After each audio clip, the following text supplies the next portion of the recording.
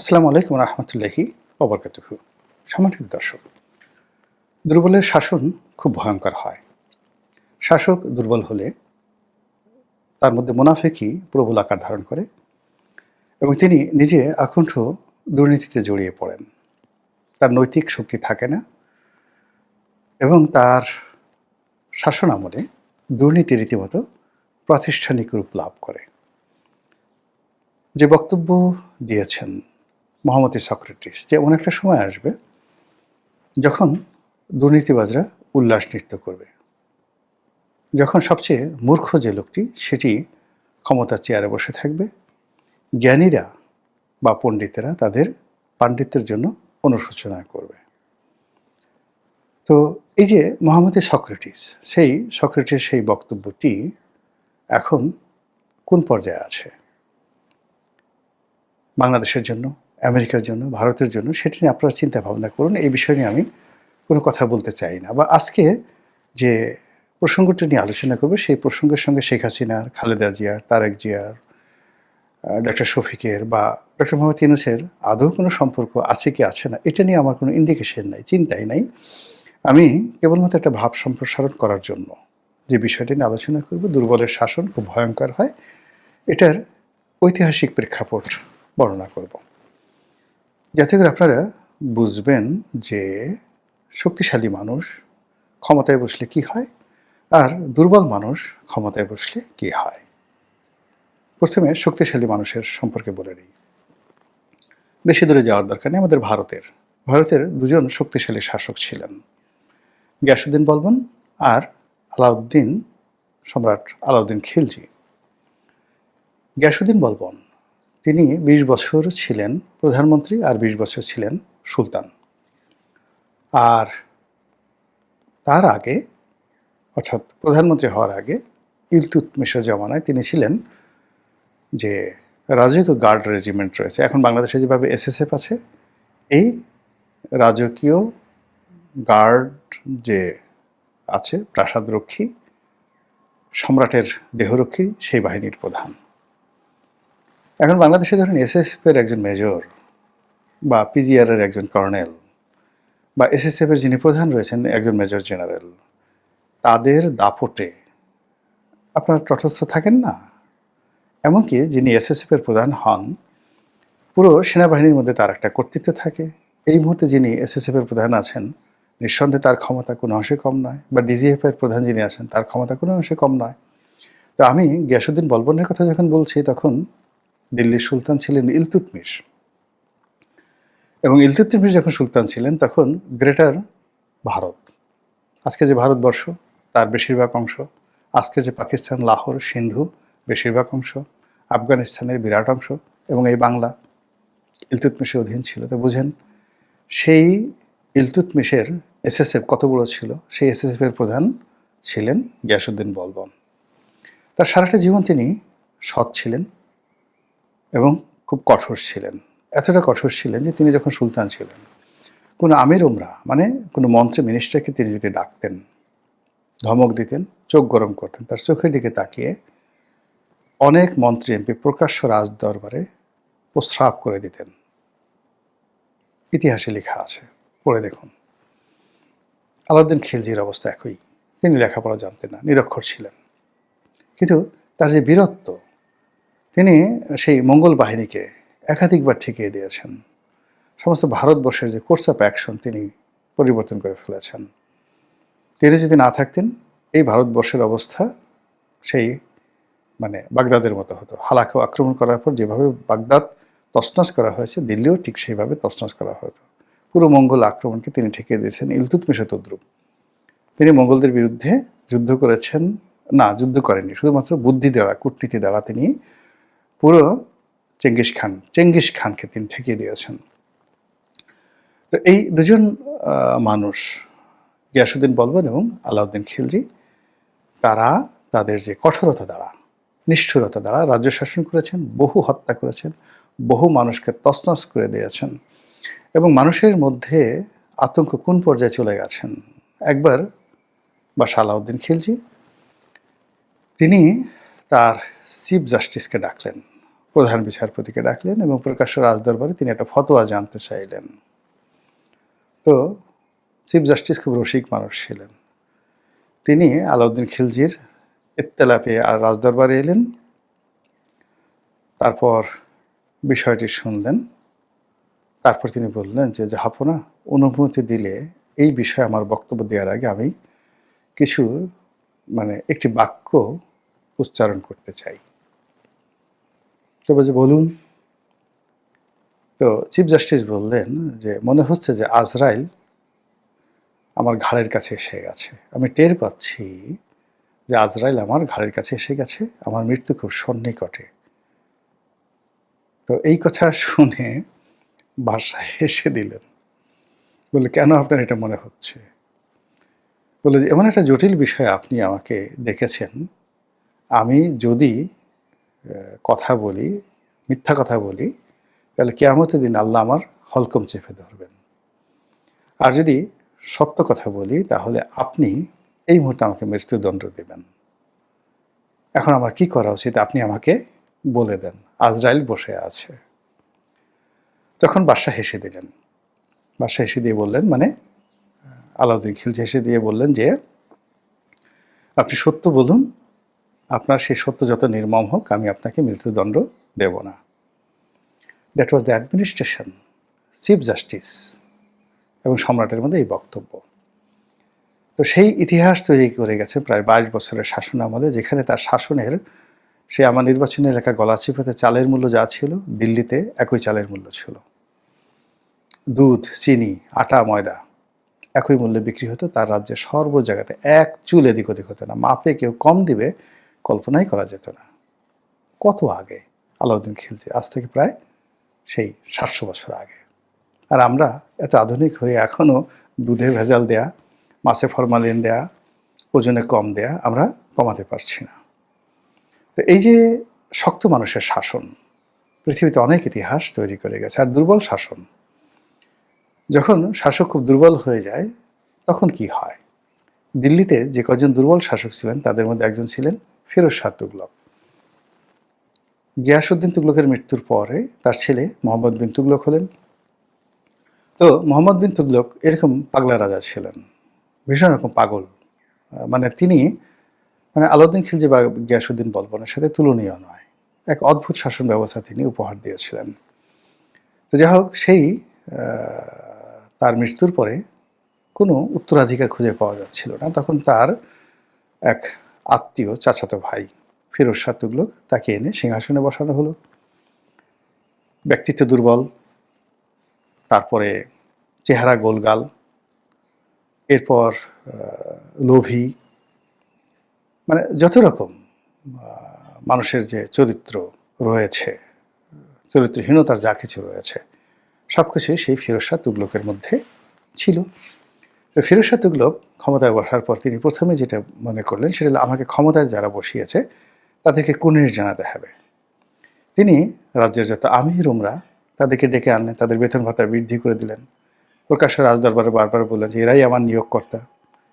যারা এই সকল নিয়োগকর্তার বিরুদ্ধে, তুর্কি আমির উমরাদের বিরুদ্ধে কথা বলবে তারা আমার শত্রু, তাদেরকে আমি মেরে ফেলব। ফলে কি হলো? পুরো রাজ্যে শুরু হলো বিশৃঙ্খলা।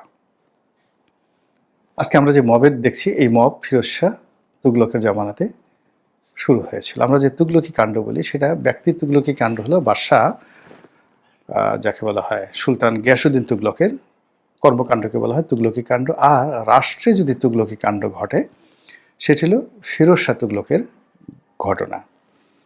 তিনি সুন্দরী রমণী পেতে চান, এই জন্য তিনি নিজে ঘুষ দেওয়া শুরু করলেন।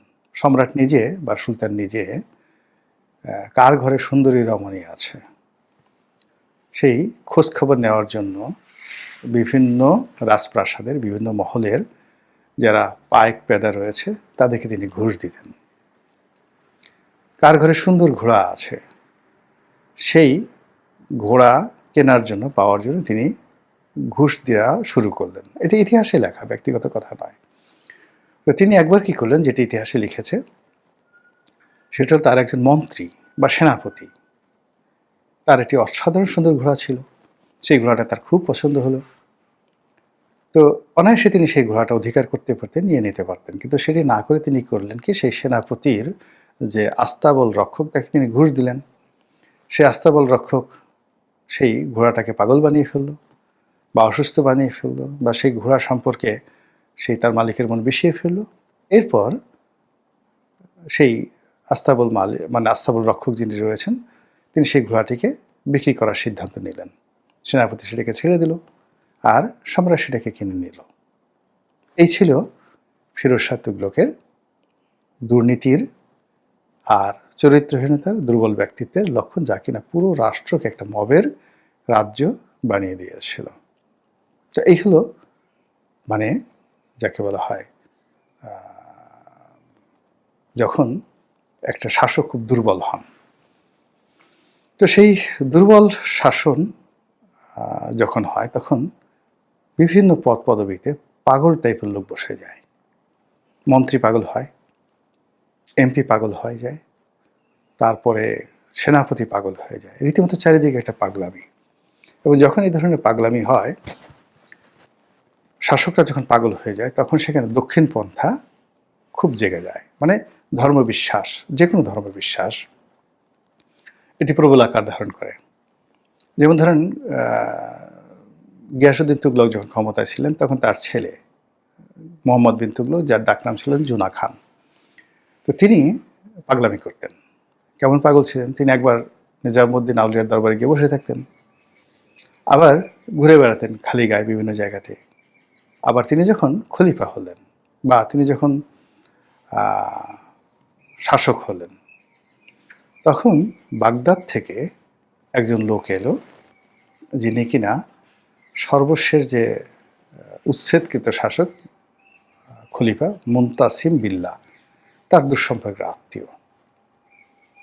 এখন বাগদাদের খলিফার বংশধর, মানে যাদের রক্ত পবিত্র, যারা কিনা বেহেশতের সার্টিফিকেট দেন, বেহেশতের টিকিট দেন, ওই জমানাতে মধ্যযুগে এটাই ছিল যে বাগদাদের খলিফারা জাস্ট একটা সার্টিফিকেট ইস্যু করে দিতেন, এবং ওটা মাথায় নিয়ে পৃথিবীর তাবৎ শাসকরা নিজেদেরকে সেই আল্লাহর প্রতিভু, আল্লাহর খলিফা হিসেবে নিজেদেরকে মনে করতেন। তো এরকম একজন পবিত্র মানুষ রাজ্যে আসছে, এবং এটা নিয়ে তিনি যে পাগলামি করেছেন, ইবনে বতুতার বইতে আপনি পড়ে দেখেন কি ধরনের পাগলামি, হাসতে হাসতে আপনি মরে যাবেন। এবং ইবনে বতুতা বেশ কিছুদিন মোহাম্মদ বিন তুগলকের আন্ডারে তিনি দিল্লির চিফ জাস্টিস ছিলেন। তো কাজে তিনি যে বর্ণনা করেছেন, সেই বর্ণনার একটি অংশটা হলো যে যখন তিনি জানলেন, তখন তার সঙ্গে দেখা করার জন্য তিনি পায়ের জুতো খুলে ফেললেন, এবং তিনি যেই জায়গাটাতে দাঁড়িয়েছিলেন সেই জায়গাটাতে তিনি চিন্তা করলেন যে এই লোকের কাছে তার হেঁটে হেঁটে দিয়ে যাওয়া বেয়াদবি হবে। তখন তিনি হাঁটুর উপর ভর করে মাথা নুয়ে তিনি সেই পশু যেভাবে এগুতে থাকে ওইভাবে তিনি এগুতে থাকলেন। চার পেয়ে প্রাণীর মতো তিনি সেই বাগদাদ থেকে আগত খলিফা মুনতাসিম বিল্লার দূর সম্পর্কের আত্মীয় তার কাছে গেলেন। তার জন্য তার নিজের যে প্রাসাদ, সবচেয়ে অভিজাত যে প্রাসাদ, সেই প্রাসাদটা ছেড়ে দিলেন, এবং তার নিজের জন্য যে সকল বিত্তবিলাস বৈভব ছিল, তার চেয়ে অনেক বেশি সুযোগ সুবিধা তিনি আয়োজন করলেন। ফলে পুরো রাজ্য রীতিমতো একটা পাগলের কারখানা গড়ে উঠল। এবং এই সুযোগে যে ধর্মীয় উগ্রবাদ ভারতবর্ষে চালু হলো, সেই উগ্রবাদের বিষ বাষ্প একেবারে সম্রাট জাহাঙ্গীরের জামানা পর্যন্ত মুঘল সাম্রাজ্যকে তছনছ করে ছেড়ে দিয়েছে। ওই সময় সেই উগ্রবাদ, মানে সুলতান মোহাম্মদ বিন তুগলকের সময় যে দক্ষিণ পন্থার উদ্ভব হয়েছিল, সেটার বিস্তার একেবারে জাহাঙ্গীরের জমানা পর্যন্ত ছিল। পরবর্তীতে নূরজাহান যখন প্রভাবশালী হয়ে পড়ল, তখন এটা ধীরে ধীরে কমতে থাকে, এবং আওরঙ্গজেবের সময়টাতে এটা একটা নিউট্রাল পর্যায়ে চলে আসে। যেভাবে ইংল্যান্ডে খুব চার্চ শক্তিশালী হয়েছিল, মানে রাজা যদি শুল্ক আরোপ যেভাবে করতে পারত, ঠিক সেইভাবে রাষ্ট্রীয় সকল কর্মে খ্রিস্টানদের যে ধর্মগুরু যারা ছিলেন, পোপ, তার ক্ষমতা অনেক অনেক বেশি ছিল। পোপ ইচ্ছা করলে অনেক রাজাকে মৃত্যুদণ্ড দিয়ে দিতে পারতেন। তো এরকম ভারতবর্ষ কিন্তু সেই উগ্রবাদ, ইসলামী উগ্রবাদ, ধর্মবাদ মারাত্মকভাবে বৃদ্ধি পেয়েছিল এরকম দুর্বল শাসনের অধীনে, পাগলা রাজাকার অধীনে। তো যখনই এরকম দেখবেন যে কোনো একটা দেশে মানুষ বস্তুর সাথে অবস্তুগত বিষয় বেশি পছন্দ করে, তারপর কামনা, বাসনা, স্বপ্ন, এই তিনটি জিনিস মানুষের যে পার্থিব বিষয়, পরিশ্রম, অর্থ, বিত্ত, ব্যবসা বাণিজ্য, এগুলোর চাইতে প্রেম, ভালোবাসা, বিশ্বাস, ধর্মাচরণ, এই জিনিসগুলো মানুষের জন্য মুখ্য হয়ে যায়। তারা মনে করে এর মধ্যেই তাদের মুক্তি। ধরে নেবেন যে সেখানে দুর্বল শাসন চলছে। এবং যখন ধর্মগুরুরা সেটা বৌদ্ধ হোক, খ্রিস্টান হোক, হিন্দু হোক, ইহুদি হোক, তারা সিংহাসনের প্যারালাল একটি শক্তি তৈরি করে ফেলে এবং মানুষদেরকে জমিনের পরিবর্তে আসমানের দোহাই দেয়।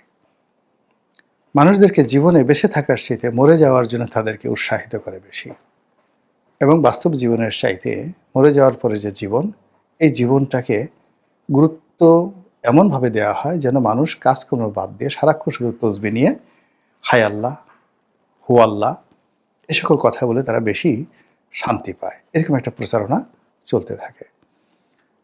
অথচ প্রায় সকল ধর্মে বাস্তববাদী হওয়ার যে বিধান রয়েছে, কাজ করার যে বিধান রয়েছে, নিজের পেটে যা কিছু ঢুকানো হয় বা নিজের মুখের মধ্যে যা কিছু ঢুকানো হয়, ওটা আপনাকে পরিশ্রম করে উপার্জন করতে হবে।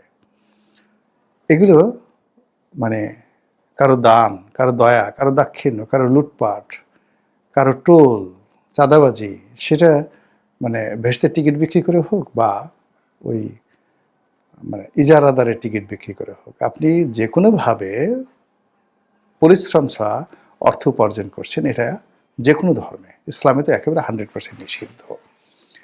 এই যে কাজগুলো, এটাকে বলা হয় দক্ষিণ পন্থার উত্থান। এই উত্থান ফেরাউন জামানাতে হয়েছে, এটা কারুনের জামানাতে হয়েছে, এ উত্থান হিটলারের জামানাতে হয়েছে, এ উত্থান মুসলিনের জামানাতে হয়েছে। সর্বোপরি যেটা বলতে চাচ্ছি যে এই জিনিসগুলো একটা চক্রের মতো, সার্কেল, একটা সার্কেলের সাথে আরেকটা সার্কেল জড়িত, এবং একটা শুরু হলে অনিবার্যভাবে আর একটা এসে যায়। দুর্বল শাসক হলে দুর্নীতি আসবে, দুর্নীতি আসলে এরকম ধর্মভিত্তিক রাজনীতি আসবে, ধর্মভিত্তিক রাজনীতি আসলে এরকম একটা ইলিউশন চলে আসবে, এবং পুরো সমাজে একটা রীতিমতো পাগলামো, তুগলকি কাণ্ড রীতিমতো রেওয়াজে পরিণত হবে। আশা করি আপনারা বুঝতে পেরেছেন। আল্লাহ আমাদের সবাইকে হেদায়েত দান করুন এবং হেফাজত করুন। আসসালামু আলাইকুম ওয়া রাহমাতুল্লাহি ওয়া বারাকাতুহু।